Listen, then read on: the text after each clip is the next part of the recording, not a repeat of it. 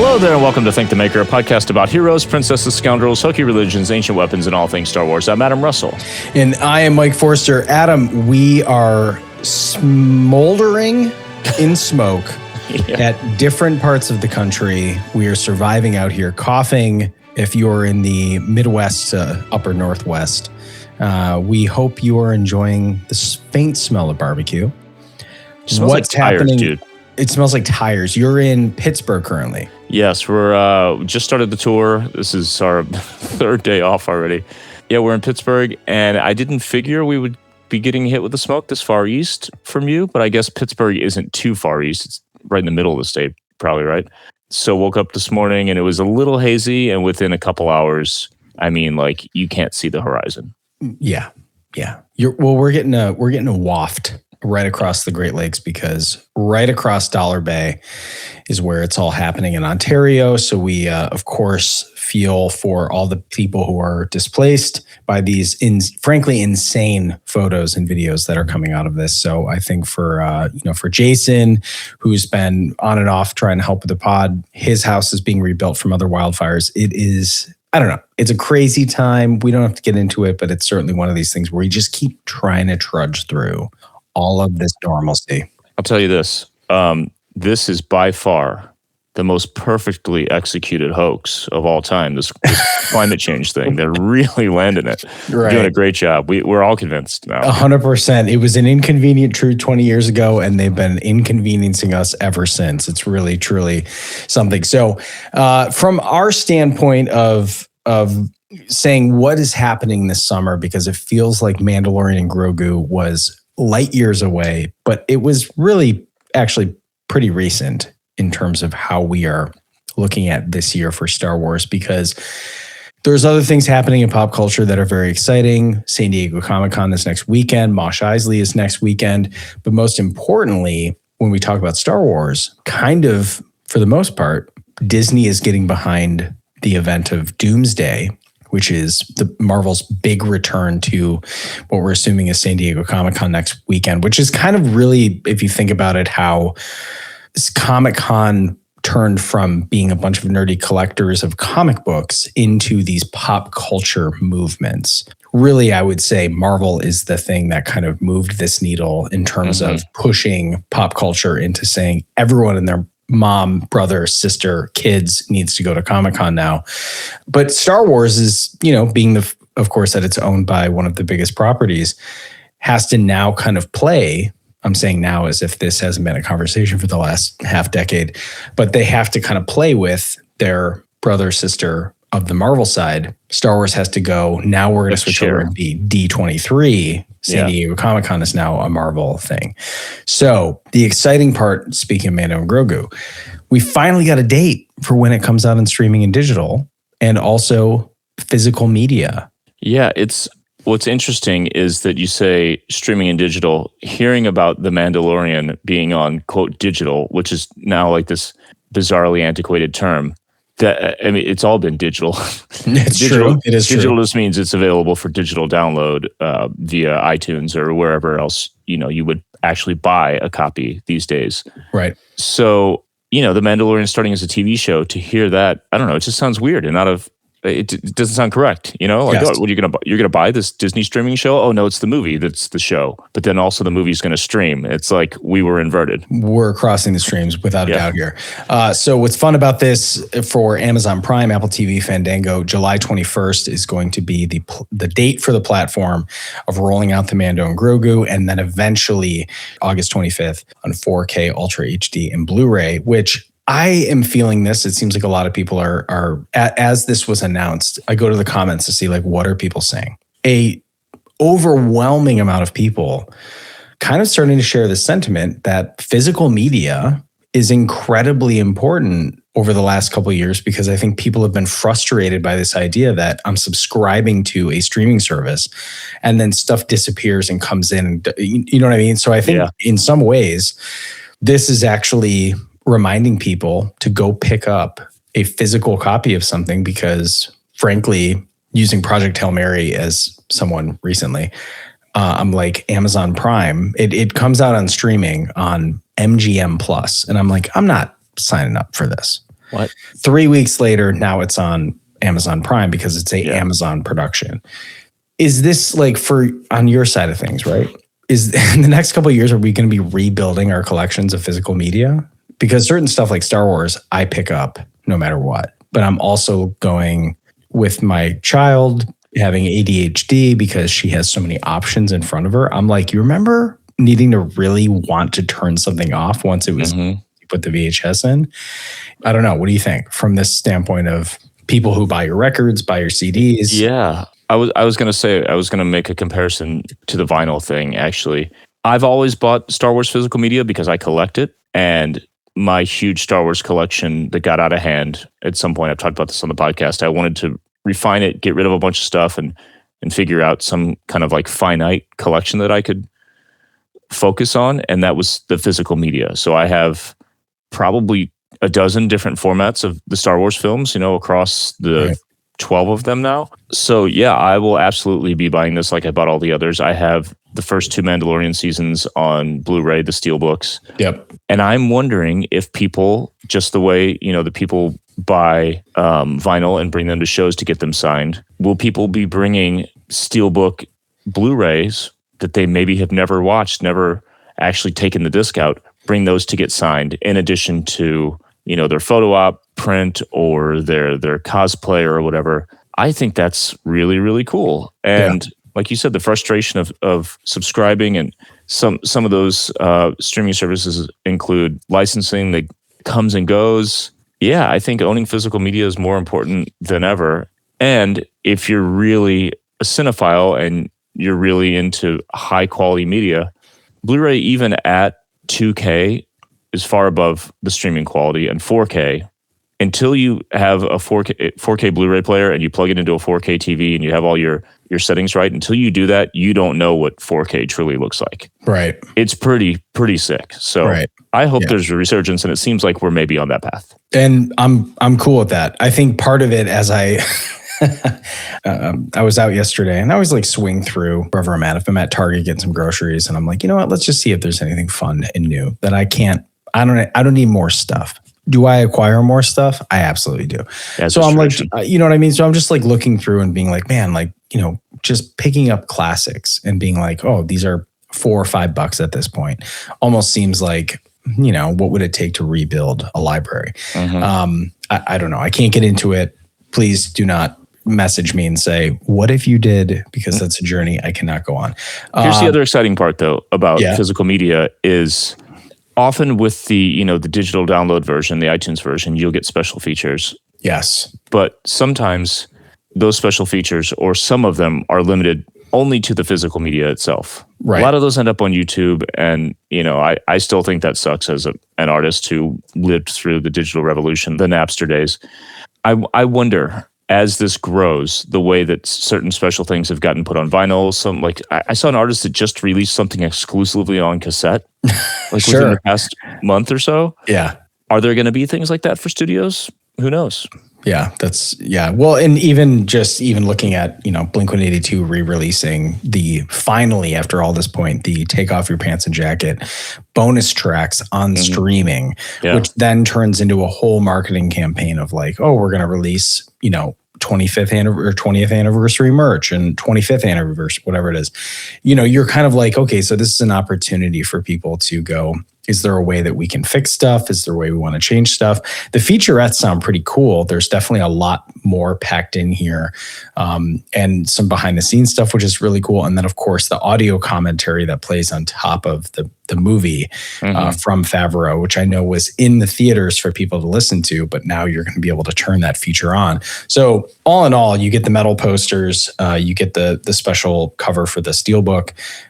This is worth picking up if you're a fan of the movie. And I think that this movie is like, I'm excited to rewatch it again for between all of us, the 17th time. Yeah. It's a great onboard. I'd like to push my kid into watching it. I think it's going to be cool. So that's exciting. There's a couple other things that I think is interesting. In our heads, we're thinking, are we in a drought? But again, my question in regards to Mandalorian and Grogu, we are now within this window. Dune 3 and Avengers Doomsday both are supposed to come out on the same day in December. of course, we have a Barbieheimer moment here where they're calling it Dune's Day. The trailer for Dune just dropped, I think, on Monday or Tuesday of this week. Mm-hmm.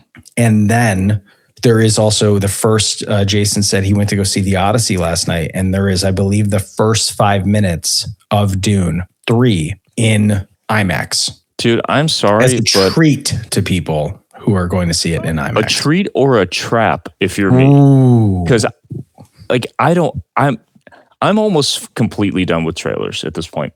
I think that's a take. I think teaser trailers I will still continue to be excited by and watch willingly, but releasing full scenes and, you know, the official trailer, second trailer, final trailer, TV spot combination, like we're revealing almost entire plots at this point. We've been doing this for a few years and it's just kind of getting worse.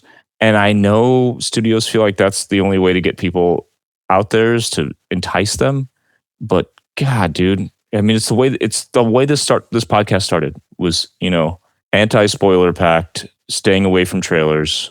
And I'm even more firm in that now than I've ever been. Sure. And I think there's a lot of people who would agree at some point that, you know, it's like the studios in some ways almost like if they don't get results at certain points of their milestones, they get more and more desperate to like reveal more. Right. Yeah. And the Dune 3 trailer is, I don't know if you watched it, but like, you know, it's good. I'm like, this looks awesome. It looks epic. But like, who didn't think it was going to be epic after watching part 1, part 2, and then eventually, you know what I mean? So it is kind of one of those things where I get frustrated, but I'm curious from your perspective, the kind of crazy part is we are now, you know, July, August, September, October, December. November is in there too, as I'm skipping over months. But what I'm saying is that we are getting in this modern marketing window where we haven't even officially seen a Dr. Doom yet from an official source. They revealed some artwork that was going to kind of, you know, basically a tribute to what has gotten us to Marvel. But we haven't seen a trailer. We haven't seen Dr. Doom in live action yet. And we are within 6 months of this movie coming out, which is supposed to be the great return to Endgame level highs and lows. And we have Dune coming out at the same time. We had talked about this extensively with Mandalorian and Grogu. Do we still agree with this modern approach to marketing, you know, these big tentpole moments in cinema at this point? Because the part that you forget about too is then trailers like Digger pop up yesterday, this new Tom Cruise movie that is basically supposed to be like a modern Doctor Strangelove, all these things. I'm just curious, how are you feeling about at this point? Is the modern system working for getting people excited about stuff, or are we still feeling like all of a sudden it's a drip and then absolute fire hose? Did it work for Mandalorian and Grogu? Is it going to work for Doomsday? Because not that far after, we are still well within under a year. We're in 10 months now of Starfighter, and we have only seen 3 official stills, one of them being a production background. Like, right. I'm still curious. It's so weird to me, you know, in a way, because it was such a trickle when all the Mandalorian stuff finally hit, you know, the month of. It felt like a fire hose for a second, but looking back at how much they put into it, how quickly it came and went, I would call it more of a garden hose. Yeah. I mean, we got a little trickle of stuff, and then they put just enough out there to create some awareness. The movie did well enough for the budget, I suppose, but it did, like, I think there are a lot of people who still are probably still finding out right now that there was a new Star Wars movie in theaters and that they missed it. I agree. I think what is hard about that is it is, in terms of box office numbers, it is one of the lowest selling Star Wars movies. It is an incredibly packed year for blockbusters. We have talked about this on the show, and there's even more coming. And that's also like these other moments that are happening. So there is a part of me that almost wonders if like Star Wars is just like, hey, let Avengers and Marvel have their moment, so that right after the trailer drops and people talk about it and they get excited about it, then come August, September, we hit them with Starfighter. That is how I'm assuming they're looking at it. But again, I get nervous about this because when we were at the premiere, we talked to some of the people from ILM. They're like, you guys are going to love Starfighter. Oh, you are talking to the person who's like, we're in no matter what. Yeah. But it would be nice to get that hype train going maybe a little sooner than they feel comfortable with. That's the thing. Like you said, we're going to see it no matter what. But it actually helps Star Wars. It helps Disney to help us help them by getting it out there. So we, as the diehards who are communicators, can communicate to the casuals about this stuff with some context. Because if we're telling them there's a new movie coming and we're just throwing a bunch of new information at them because they've seen nothing on the internet, they know hardly anything, I don't think that's as effective as at least getting a teaser out there and starting to kind of seed things for us to then grow as a community and reach out to like the casuals, grow the buzz, give us a little bit to work with is what I'm saying, because I think there's so much reliance on influencers and everyone else. But if the influencers and the communicators and the folks like us, podcasters, everybody else don't have anything to work with, how can it be effective? Right. It's interesting. It's curious. I would be very, we'll talk about it with our Discord members. The patrons have like shared a couple thoughts about how these things work. And, they're like us, we're in no matter what. But I think when they're kind of looking at saying there's tons of stuff with the Star Wars logo on it, it keeps you in that realm. But I don't think we can argue at this point that it is the hardest time to capture attention. Oh, right. Yeah. You know what I mean? Just like a hard stop. That's the sentence. Because we have, if we're talking about other things that we have coming up, we have 2 video games coming out from Star Wars, which is exciting. We have Star Wars Galactic Racer, which comes out on October 6th, which is fun, but relatively low stakes to how we feel. It is kind of a return to what people would say Star Wars Pod Racer, which was on Nintendo 64. There's some level of different mechanics. There's different planets. There's a little bit of a story going on. That's going to be pretty exciting. And then we also have Star Wars Zero Company, which is more of like a turn-based RPG game that I think actually we should all play together because that would be super fun to stream. But that comes out on August 27th. So again, lots of Star Wars stuff happening in our circle that we're going to be on board with. But then also in terms of television, we have The Ninth Jedi, which is a Visions kind of one-off special project that is going to be dropping soon. And then we also have, kind of out of nowhere, the Mando Grogu Lego movie. I don't think it's a movie. I think it's more just like a short or a special. A special, like we did. They do the Christmas specials. They did the Rebuild the Galaxy, etc. Right. And this is going to, I think if you're going to D23, you actually get to see it first, which is kind of exciting. When is D23? Let's see. D23, what is the date for? It's soon. August 14th through the 16th. Okay. And I think the Mandalorian Grogu Lego special drops in September, right?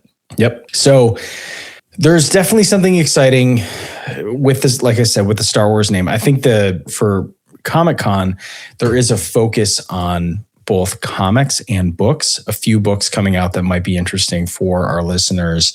We have Eyes Like Stars by Ashley Poston, which is coming out on July 21st. We're going to talk about it at Comic-Con, which is the first major foray into young adult romance fiction, which hopefully might catch some people who are interested in being like, all right, what more is in the Star Wars universe?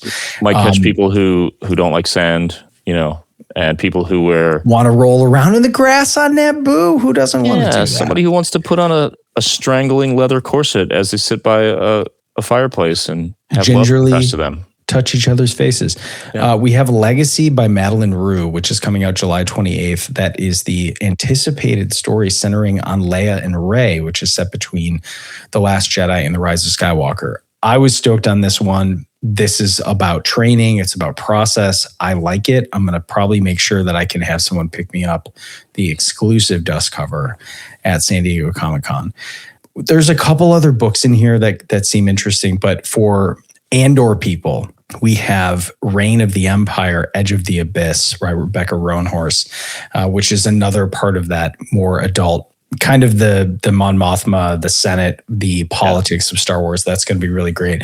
And that then one, just to comment on that really Yeah. quickly, I listened to the first one on audiobook, read a few pages, but mostly listened. Sure. It's great. Yeah. It's really great. It starts not too long after Order 66, and it's almost parallel stories, Mon Mothma and Bail Organa. Bail gets out on his first kind of adventure where he really gets in the mess. Sure.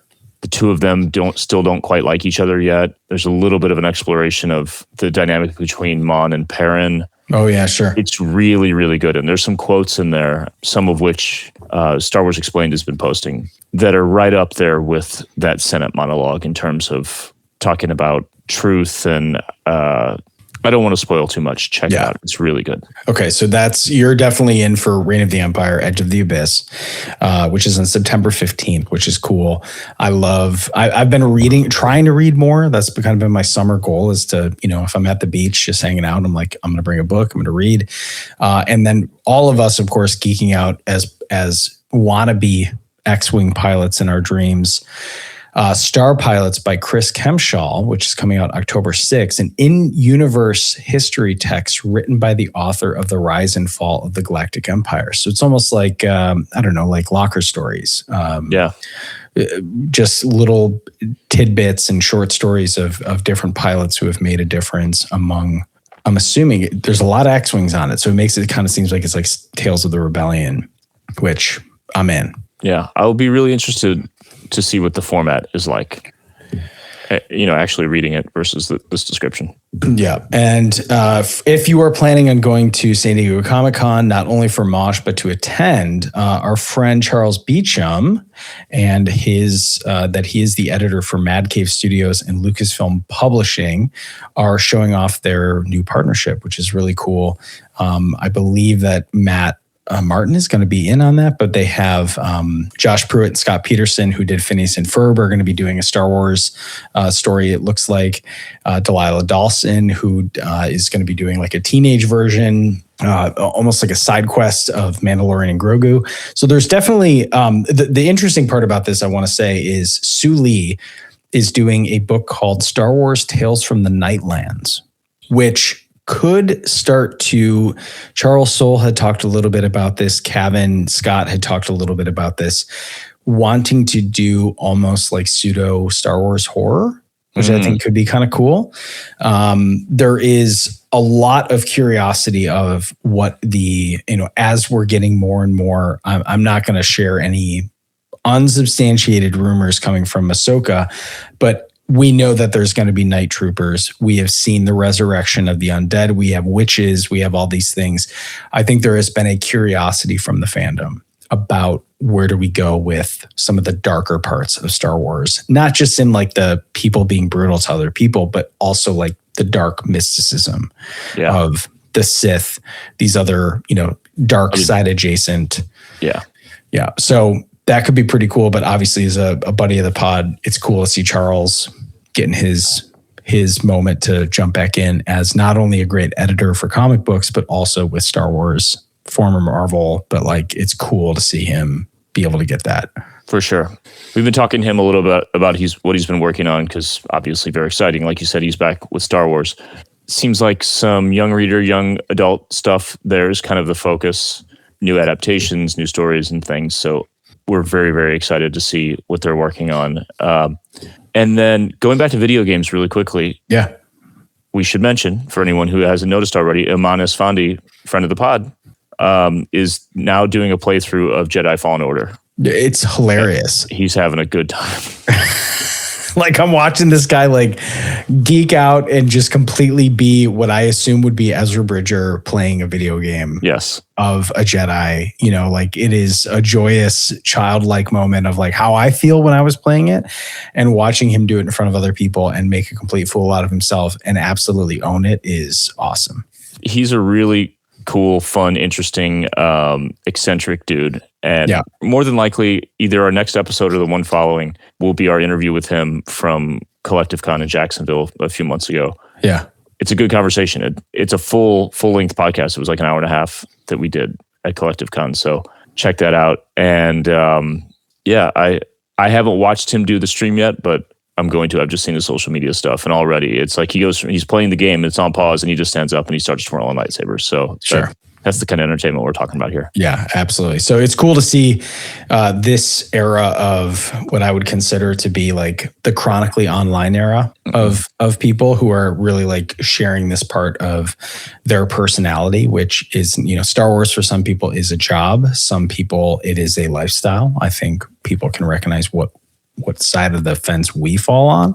Probably both. Yes. But also I think to see him on like really embracing not only the fandom that comes with people just making inside jokes about different characters and all this stuff, it's really cool to see. So it's encouraging from that side of things. Are you looking forward to Warp Tour, Adam? Very much, yeah. Okay. We did Warped in DC. It was cool. But Long Beach, in the LA area is always fun because we got so many friends there.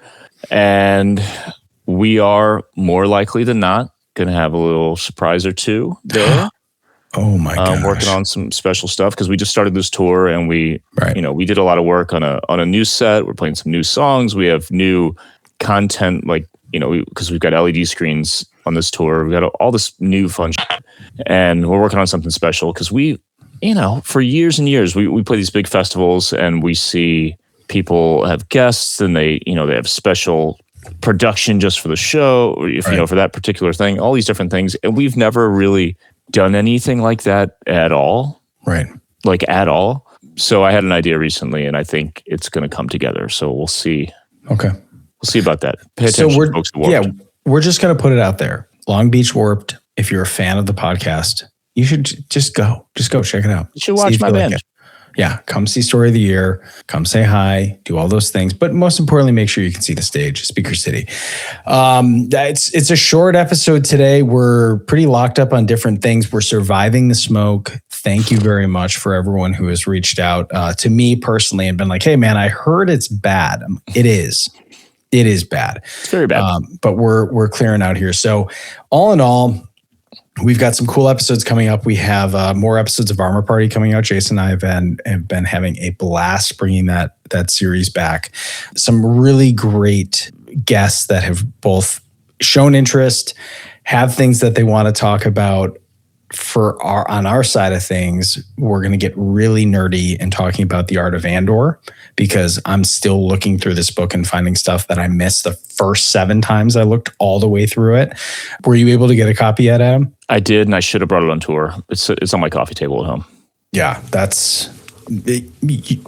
you should have. I'm not going to stress you over that. What are your thoughts when you're scrolling through something like see what I said? Scrolling through something. When you're looking through a book, flipping pages, Adam, the overwhelming... Like a paper one? A paper. You got paper? What were your initial thoughts when you got it? I mean, I love concept art. And I do. I love seeing things to come together through iteration. And this book is so much of that. So it has, because the modern version of concept art is a lot closer to what you see on screen, I think, than the early days, right? Especially with digital tools. A lot of concept artists are starting right in Photoshop or Procreate. So they're dropping in, an actual photo of an actor and they're building a very accurate, whether it's a costume design or a design of a location or whatever with the actors in it. So it's still an artistic rendering, but it's just a couple clicks above what it used to be. So you don't just see like kind of a nondescript person in an outfit or, what will become the character. To see especially these actors' faces in these different iterations is, I don't know, extra cool and exciting to me. That one thing alone, on top of all the other stuff and the way this book was curated, at least at first glance, seems like it's on another level than some of the other ones we've seen. It's a bigger book. There's a lot more content. Yeah.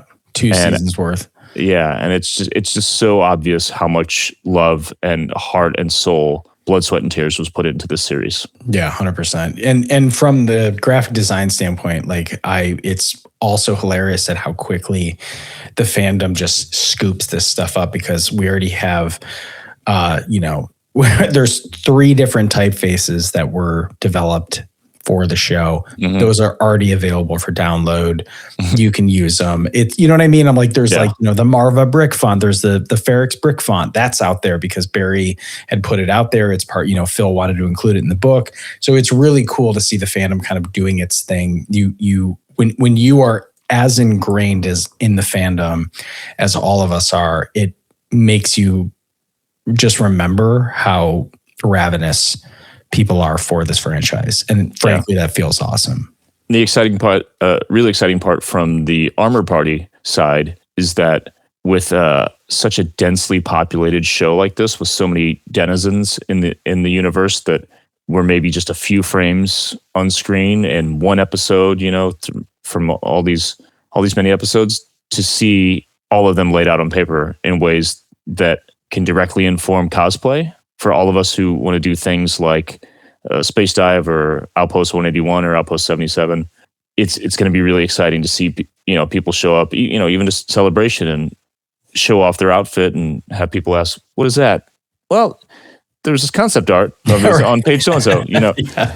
Yeah, you got to be a true fan to know what this piece is. No, it is awesome in that sense, because even looking at people like Dave Crossman and Glenn Dillon, who were the UK production team that did Solo and did a lot of the sequel stuff, they switched over in the lull and when the stuff was made here, and they did Project Hail Mary. Like the EVA suit was all done by Glenn Dillon, Dave Crossman, and now they switched over, and now Batman, they showed a teaser for the new Batman. That's what they've been working on. So through like our very small connected world, it's been really cool to be able to kind of like root for other people who have been so courteous and kind to us in terms of just being ravenous fans, about being like, tell me more about this buckle. What's it, and Glenn's like, oh yeah, sure, no problem.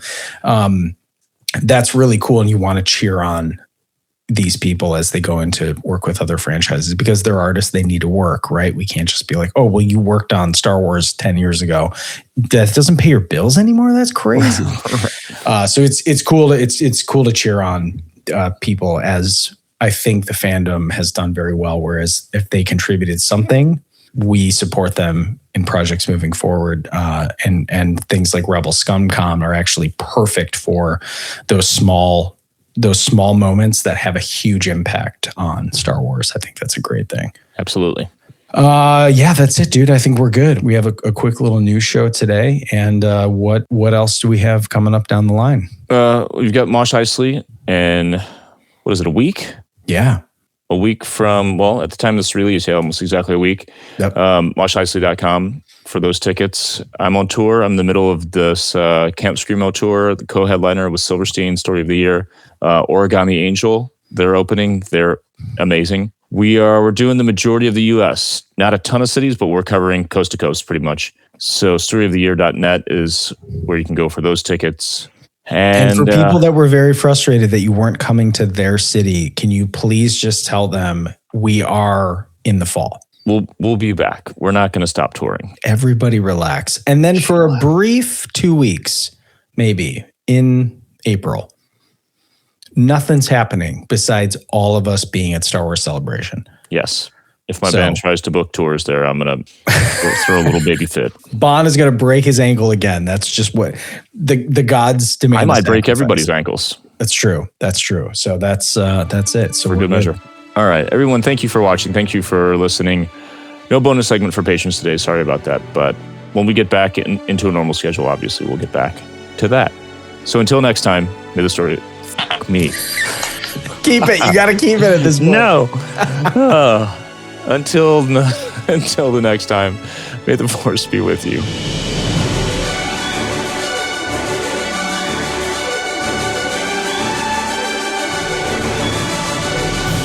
Thank the Maker is produced by Adam Russell and Jason Chiodo, and edited by Jason Chiodo. If you enjoy the podcast, you can support us by leaving a review on Apple Podcasts, Spotify, or wherever you listen. Or you can support us directly at patreon.com/thankthemakerpod, where you can get access to our Discord server, exclusive content, exclusive merch, and more. Our patrons literally make Thank the Maker possible.